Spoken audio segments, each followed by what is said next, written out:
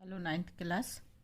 MP board द्वारा जारी question bank में आज हम आगे समझेंगे पोयम के एक्सट्रैक्ट। क्वेश्चन नंबर 10 रहता है आपका। ए में आपका प्रोस का एक्सट्रैक्ट रहता है और क्वेश्चन नंबर 10 बी में आपका पोयम का एक्सट्रैक्ट रहता है। दोनों ही आपके 3-3 नंबरों के रहते हैं। तो आगे आपका एक्सट्रैक्ट नंबर 1 ये पोयम का दिया हुआ है, इसको हम समझेंगे।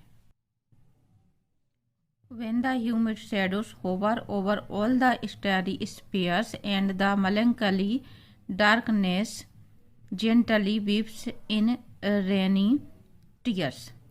कवि कह रहे हैं जब बादलों की नम परछाइयाँ तारों को ढक लेती हैं और उदास अंधेरा melancholy डार्कनेस उदास अंधेरा धीरे धीरे वर्षा रूपी आंसुओं से बहता है।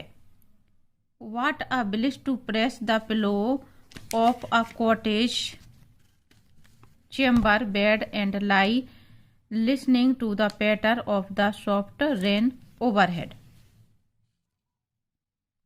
तब एक कुटिया में, कॉटेज यानी कुटिया, तब एक कुटिया रूपी कमरे में तकिए में सिर छुपा करके लेटना कितना अच्छा लगता है, कितना मज़ा देता है।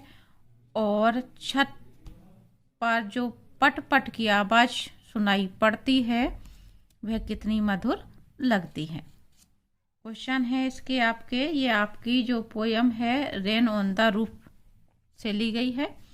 ये जो एक्सट्रैक्ट है आपका, क्वेश्चन है आपका from which poem the above extract has been taken. ये बहुत ज़रूरी है आपको पोएट का नाम पता हो और पोयम का नाम पता हो।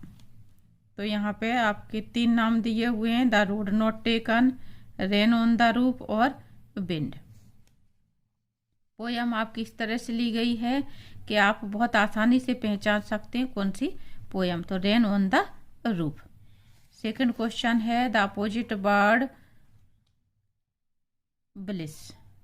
आपको ये बताना है ब्लिस का अपोजिट वर्ड क्या है, विश, कर्स और डिजायर। तो इसके लिए आपको मीनिंग पता होने चाहिए, तभी आप इसको कर पाएंगे। तो इसमें आपका कर्स आएगा क्योंकि ब्लिस का मतलब आपकी जो पोयम में मीनिंग आ रहा है वाट अ ब्लिस यानी कितना मजा देता है यानी अच्छा लगता है, और कर्स का मतलब बुरा। थर्ड क्वेश्चन दिया है we are do the shadows hover. Hover यानी ढक लेना या मडराना। तो आपकी पोयम में जिक्र आया है ऑन स्टारी स्फीयर्स, जब नम परछाइयाँ तारों को ढक लेती हैं। तो यहाँ पे ऑन स्टारी स्फीयर। नेक्स्ट जो पैसेज है एक्सट्रैक्ट है आपका वो the road not taken. 2 roads diverged in a yellow board and sorry I could not travel both and be one traveler long I stood and looked down once as far as I could to where it went in the undergrowth। 2 roads diverged in a yellow board। 2 रास्ते पीत वर्ण जंगल में 2 दिशाओं में मुड़ जाते हैं, but जाते हैं। डाइवर्ट का मतलब होता है बट जाना। एक पीतवर्ण जंगल में, पीतवर्ण जंगल का मतलब यहाँ पे कवि का आशय है पतझड़ के मौसम में कवि जंगल में खड़े होते हैं और उस समय की बात बताते हैं कि जिस रास्ते पर वो जा रहे थे वो वहाँ से 2 भागों में बट जाता है। And sorry I could not travel both, और मुझे खेद है कि मैं उन दोनों रास्तों पर एक साथ नहीं चल सकता।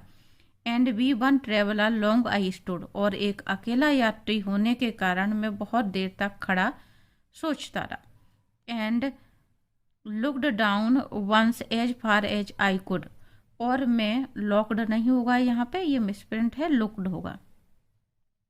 मैं दूर तक देखता रहा जहाँ तक कि मैं देख सकता था। As far as I could, जहाँ तक मेरी निगाहें जा सकती थी, नजर जा सकती थी, वहां तक मैं देखता रहा। To where it went in the undergrowth, जहां तक कि वह झाड़ियों में छुप नहीं जाता। अंडरग्रोथ का मीनिंग होता है पेड़ों के नीचे जो झाड़ियां उग जाती हैं।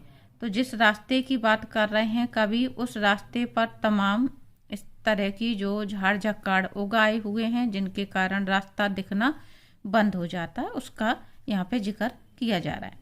क्वेश्चन है आपका, what does yellow would mean. Yellow would का कवि का क्या आशा है येलो वुड से, तो यहाँ पे है आपका आंसर ऑटम, पतझड़ के मौसम से, क्योंकि पत्तियां पीली पतझड़ के मौसम में पड़ जाती हैं और फिर गिरने लगती हैं।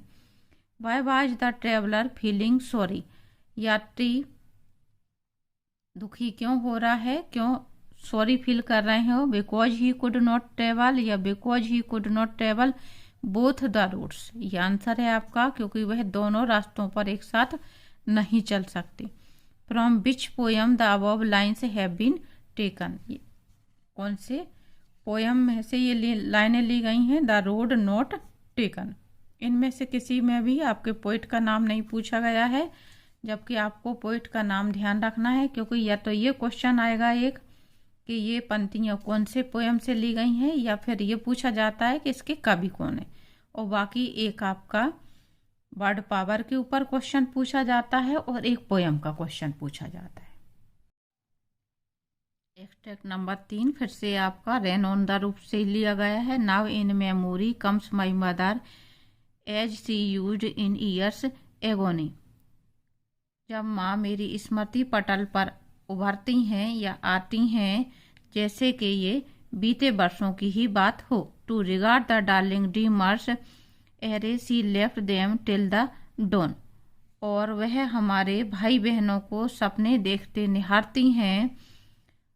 Oh I feel her fond look on me as I listen to this refrain,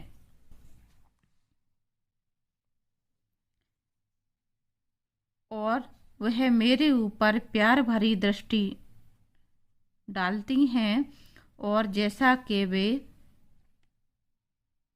as I listen to this refrain कविता की पंक्तियों को दोहराते, which is played upon the shingles by the patter of the rain, जैसा कि छत पर tiles वर्षा की पटपट की आवाजें महसूस करता है।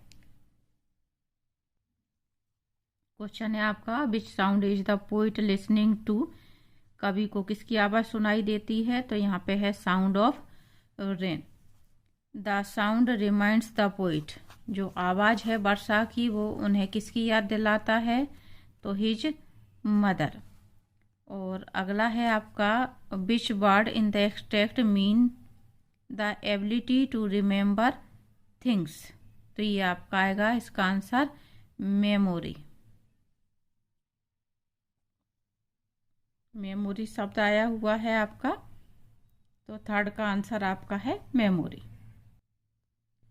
अगला एक्सट्रैक्ट है extract number 4, wind come softly don't break the shutter of the windows don't scatter the papers don't throw down the books of the shelf. चारी पंक्तियां दी हुई हैं आपकी, ये आपकी जो पोयम है विंड, कवि यहाँ पे विंड से आग्रह कर रहे हैं, पवन से या वायु से आग्रह कर रहे हैं कि हे पवन या हे वायु तुम धीरे आया करो, come softly. Don't break the shutter of the window, खिड़कियों के पल्लड़ मत तोड़ो। डोंट स्केटर द पेपर, पेपरों को मत बिखेरो, स्केटर यानी बिखेरना, फैला देना।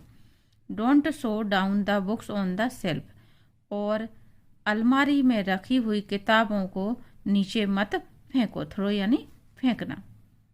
क्वेश्चन है आपका, हुम does the poet request in the above lines, यहाँ पे आपके ऑब्जेक्टिव नहीं दिया हुआ है, सीधा आंसर लिखने के लिए आया हुआ है कि कवि किससे आग्रह करते हैं ऊपर पंक्ति में।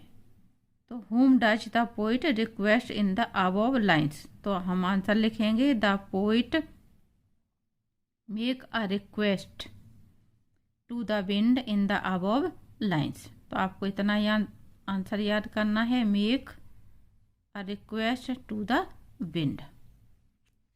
नेक्स्ट है आपका write any one action of the wind.